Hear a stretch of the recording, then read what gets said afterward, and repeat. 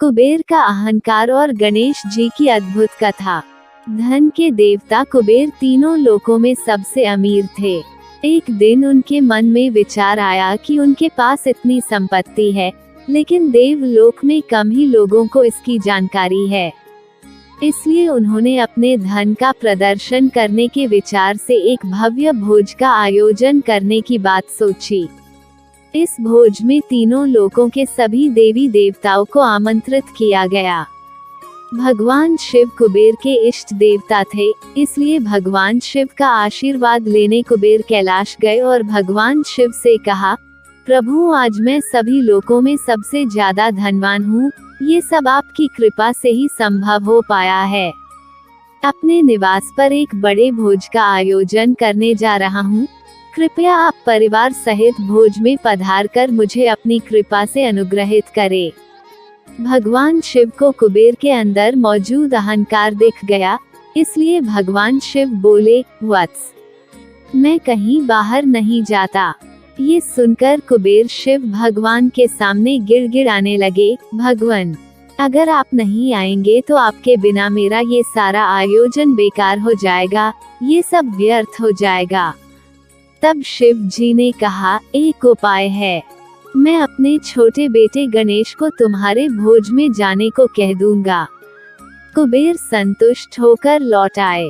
नियत समय पर कुबेर ने अपने निवास में भव्य भोज का आयोजन किया।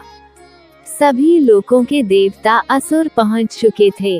अंत में भगवान गणेश भी आए और आते ही कुबेर से कहा, मुझको बहुत तेज भूख लगी हुई है, मेरे लिए जल्दी से भोजन लाया जाए। कुबेर स्वयं उन्हें भोजन करने के लिए भोजन से सजे कमरे में ले गए।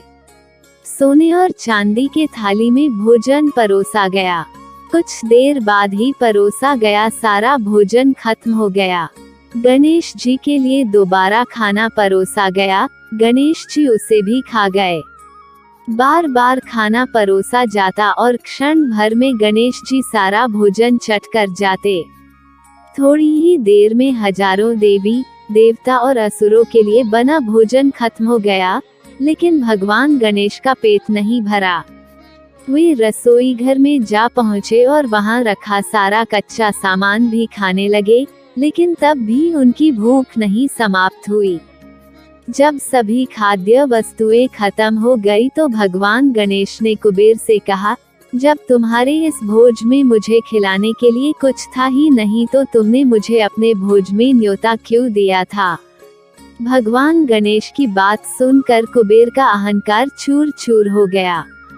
अगर आपको ये कथा पसंद आई हो तो हमारे चैनल को सब्सक्राइब कर देना और कमेंट बॉक्स में जय श्री गणेश जरूर लिखना।